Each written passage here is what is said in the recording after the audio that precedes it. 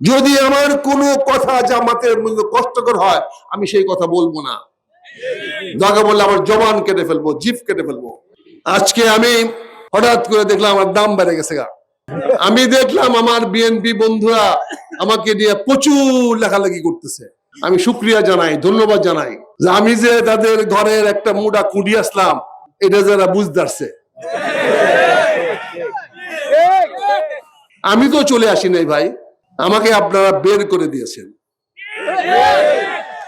গত 3 বছর ধরে আপনারা আমার সঙ্গে কোনো সম্পর্ক রাখে নাই, আপনাদের বিয়া শাদী তো আমাকে দাওয়াত দেন নাই, দিচ্ছেন ভাইরা?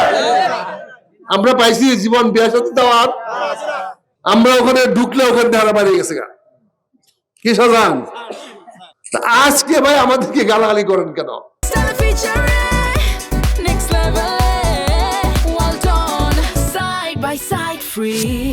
গালাগালির মাধ্যমে এইটা ভালো লাগছে যে আপনারা আমাকে নিয়ে ভাবেন, আপনাদের ভাবনায়, আপনাদের ভালোবাসায়, আপনাদের কল্পনায় আমি আছি।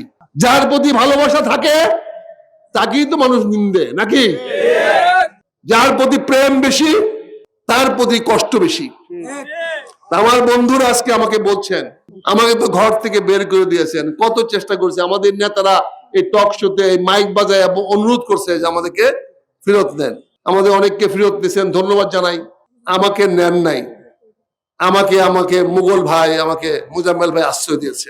যদি উনি আশ্রয় না দিতেন আমি রাস্তাঘাটে পড়ে থাকতাম।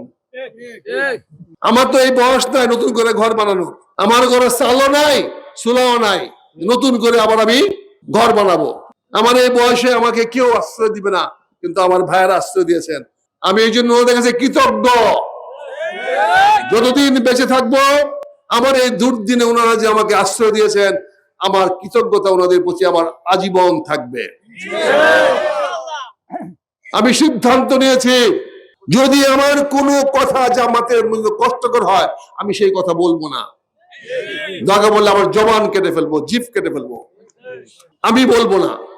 তারা আমাকে আশ্রয় দিয়েছে, তারা কি শাহজাহান, আমি তাদের কাছে আশ্রয় পেয়েছি। তাদের ভালো মন্দ তারা করবে, ভালো মন্দ দেখার আমার জন্য তারা বসে নাই।